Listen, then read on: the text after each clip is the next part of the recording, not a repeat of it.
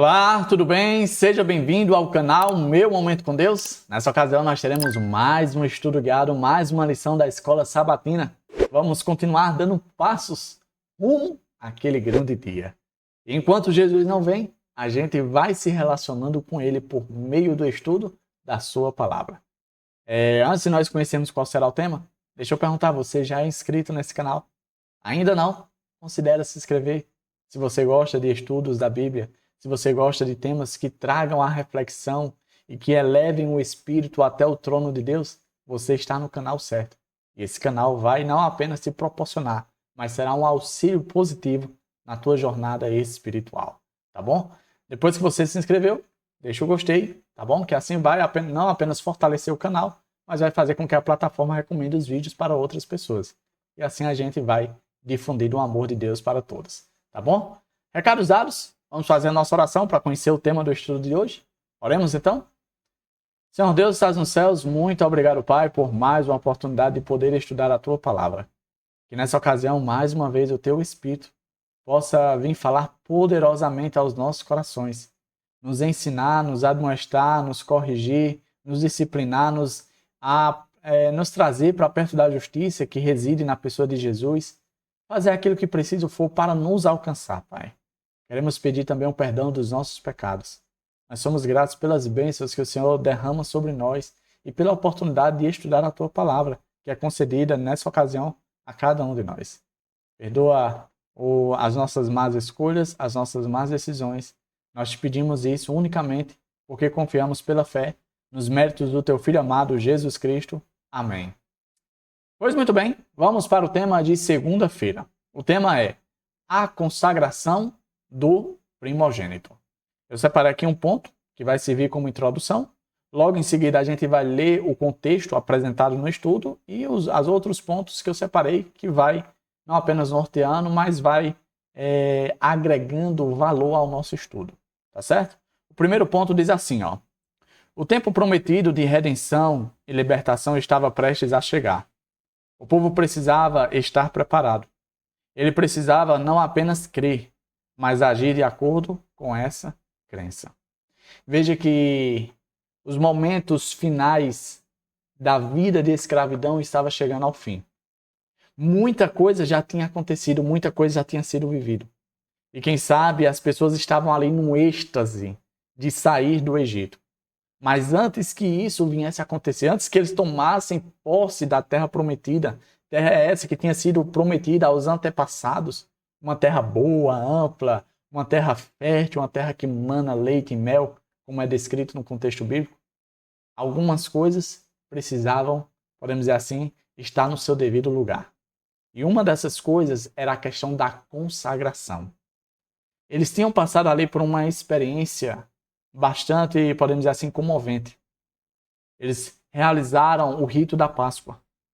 Viram a providência mediada pelo sangue do cordeiro que foi aspergido sobre as vigas e as laterais da casa.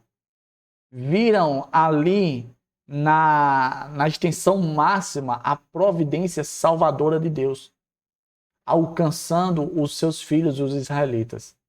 Porque eles viram que os egípcios, os primogênitos, morreram. Para que as coisas estivessem bem definidas, bem preparadas, bem alinhadas, para aquele povo viver o extraordinário nas mãos de Deus, eles precisariam passar pela mais uma cerimônia, que era exatamente a consagração dos primogênitos. Trazendo à tona uma realidade muito importante na mente deles, de que tudo é de Deus, principalmente os filhos. A herança da raça humana pertence a Deus. O ponto que nós vamos ler, e que logo mais a gente vai detalhar em outros pontos, se encontra no livro de Êxodo, capítulo 13, versículo do 1 ao 16. É um pouquinho longo, mas faz a importância, né? A relevância de nós lermos.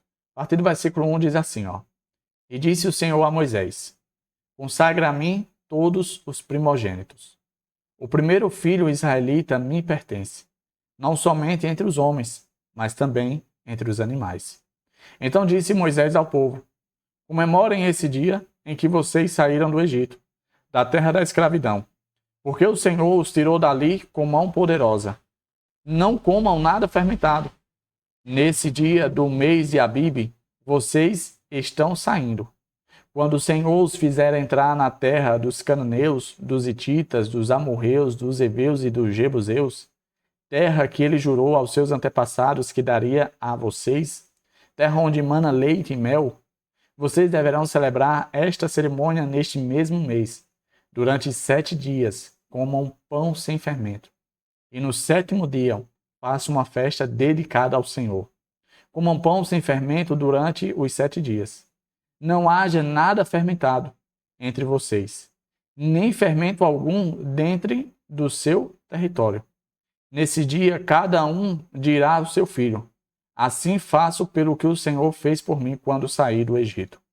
Isto lhe será como sinal em sua mão e memorial em sua testa, para que a lei do Senhor esteja em seus lábios, porque o Senhor o tirou do Egito com mão poderosa. Cumpra esta determinação na época certa, de ano em ano. Depois que o Senhor os fizer entrar na terra dos cananeus e entregá-la a vocês, como jurou a vocês e aos seus antepassados. Separem para o Senhor o primeiro nascido de todo o ventre. Todos os primeiros machos e seus rebanhos pertencem ao Senhor. Resgatem com um cordeiro toda a primeira cria dos jumentos. Mas se não quiserem resgatá-la, quebrem-lhe o pescoço. Resgatem também todo o primogênito entre os seus filhos. No futuro, quando seus filhos lhe perguntarem: o que significa isto? Digam-lhe: com mão poderosa o Senhor nos tirou do Egito, da terra da escravidão. Quando o faraó resistiu e recusou deixar-nos sair, o Senhor matou todos os primogênitos do Egito, tanto os de homem como os de animais. Por isso, sacrificamos ao Senhor os primeiros machos de todo o ventre e resgatamos os nossos primogênitos. Isso será como sinal em sua mão e símbolo em sua testa de que o Senhor nos tirou do Egito com mão poderosa. Esse texto está repleto de alguns detalhes muito importantes que valem a minha e a sua reflexão. Veja que após a Páscoa, após a derrota do Egito, após o povo começar ali os preparativos, saindo do Egito, pegando os pertences do Egito, eu não sei se você prestou atenção, mas no estudo de ontem fala que eles levaram o pão sem fermento nas amassadeiras coberto com as suas roupas. Davi, por que foi que eles fizeram isso? Nesse contexto, traz-se a explicação. Porque os 7 dias seguintes, eles estariam ali celebrando, eles estariam ali comemorando a libertação. E o alimento que foi dado para o consumo durante esses 7 dias era exatamente o pão sem fermento. Moisés, de forma antecipada, antes da Páscoa acontecer, Moisés já tinha anunciado como essas coisas iriam acontecer. Moisés já tinha dito: olha, após a Páscoa, vocês ainda irão ficar em preparação durante 7 dias. E durante essa preparação, vocês irão se alimentar apenas de pão sem fermento. Não pode ter fermento, porque o fermento, como a gente viu no estudo de semanas atrás, simbolizava o pecado. Simbolizava ali a iniquidade, as coisas que eram impuras diante de Deus. E não podia ter isso diante de Deus. Quando chegasse no 7º dia, após a jornada de 7 dias e 1 semana, eles iriam fazer uma grande festa, celebrando o nome do Senhor. Uma festa consagrando os seus filhos. Nessa festa, os primeiros filhos dos animais deveriam ser sacrificados.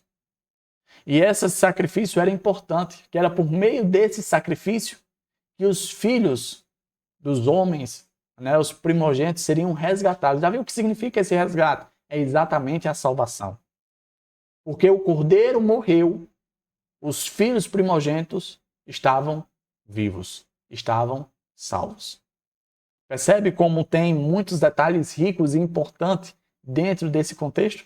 Por isso que é muito importante a gente ler ele completo. E aí agora nós vamos para os pontos que a lição trouxe e que vai, podemos dizer assim, abrilhantar o nosso estudo. Diz assim, Deus misericordiosamente preservou as famílias israelitas que estavam sob o sangue, porque pela fé elas marcaram as ombreiras de suas portas. Novas orientações vieram do Senhor por meio de Moisés. Consagre-me todo primogênito. Davi, por que a consagração não aconteceu junto com a Páscoa? Porque primeiro, para que a fé seja real, é preciso a ação da fé. Os israelitas precisavam primeiro obedecer às regulamentações, os preceitos da Páscoa. E ao demonstrarem fé e o cumprimento dessa fé, ao viverem a Páscoa, eles ali depois iriam para a próxima fase, que era exatamente a consagração dos primogênitos. Que era como se fosse a celebração do que tinha acontecido na Páscoa. Como vocês passaram pela Páscoa, como vocês foram preservados, foram salvos, vocês não foram atingidos pela praga, pela morte dos primogênitos, agora vocês podem ser consagrados. E uma consagração é muito importante e linda. Porque a consagração nada mais é do que a dedicação de alguma coisa a outra coisa. Nesse aspecto, os filhos dos israelitas estavam sendo consagrados a Deus. Os seus animais estavam sendo consagrados a Deus. Davi, o que isso significa? Significa que aquilo de mais valor e mais importante na vida de um ser humano, e que também as suas posses, as suas economias, os seus recursos, estava sendo consagrado ao Senhor. Aqui nós vemos a entrega de maneira completa e genuína. O de mais valor e aquilo que é importante para mim. Tudo pertence a Deus, tudo eu consagro a Deus. Essa celebração, a consagração dos primogênitos, ela é carregada de simbolismo, de significado importante. E que dentro dos nossos dias podem também ser vivida, podem também ser realizada. Será que nós temos consagrado os nossos filhos ao Senhor? Será que nós temos consagrado os nossos bens ao Senhor? Ou será que nós estamos agindo como Faraó, achando que somos donos de alguma coisa? Ou será que nós estamos nos comportando como Faraó no aspecto de achar que nós somos Deus e por sermos Deus da nossa própria vida, nós temos posse, nós temos alguma coisa? Olha esse ponto que traz logo em seguida. O princípio por trás dessa instrução é que tudo pertence a Deus, porque Ele é nosso Criador e dono de tudo. A Bíblia está repleta de versos que trazem à tona essa realidade. Por exemplo, o Salmo 24, verso 1. Senhor, pertence à terra e à sua plenitude, o mundo e o que nele habita. Tudo é de Deus. Olha esse outro verso que está no livro de Ageu 2:8. Minha é a prata, meu é o ouro, diz o Senhor dos Exércitos. Será que a Bíblia traz dúvida com relação a isso? Ou será que ela não é clara o suficiente para descrever que tudo é de Deus? Eu separei mais um ponto, diz assim: os filhos primogênitos dos israelitas eram as primícias das bênçãos de Deus que ele lhes havia concedido.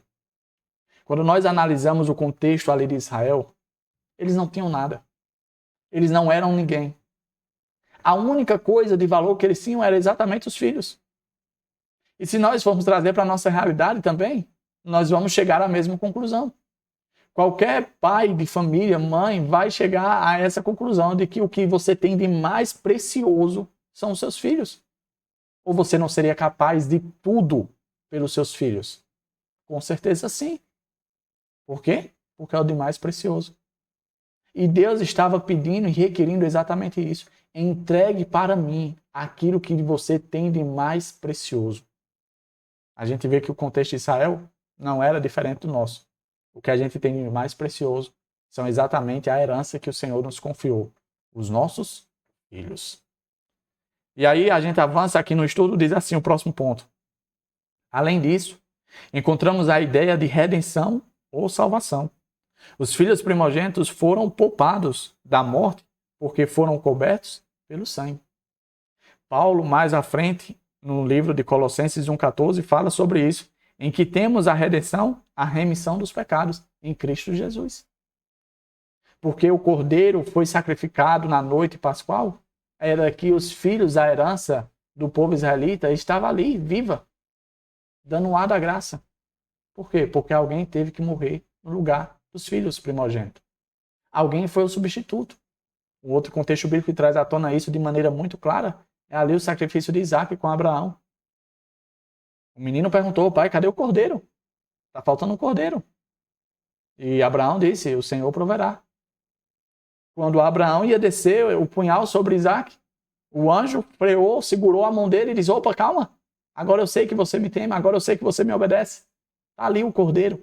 Teu filho não vai morrer, teu filho não vai precisar morrer, porque alguém vai morrer no lugar dele.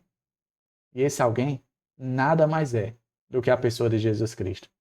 Será que não vale a entrega total nossa perante a esse Deus que entregou tudo para nos salvar?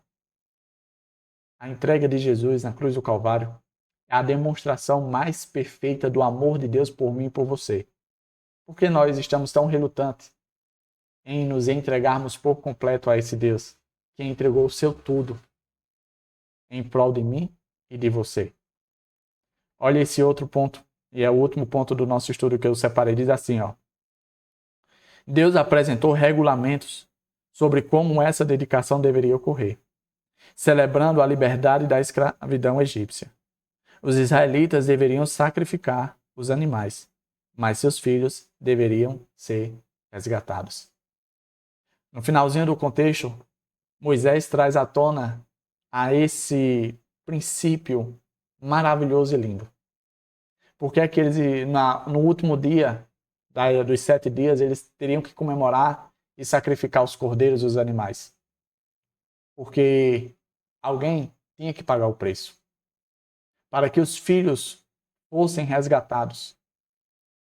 Os primogênitos, aquilo que nós temos de mais valor e importante nas nossas vidas, para que eles permanecessem vivos, alguém teria que pagar o preço. Naquela época, os animais eram sacrificados e os filhos eram resgatados. Hoje, os nossos filhos ainda são resgatados, mas nós não precisamos mais sacrificar nenhum animal, porque o Cordeiro de Deus, que tira o pecado do mundo, foi sacrificado uma única vez para que a salvação alcançasse a todo primogênito nascido de mulher.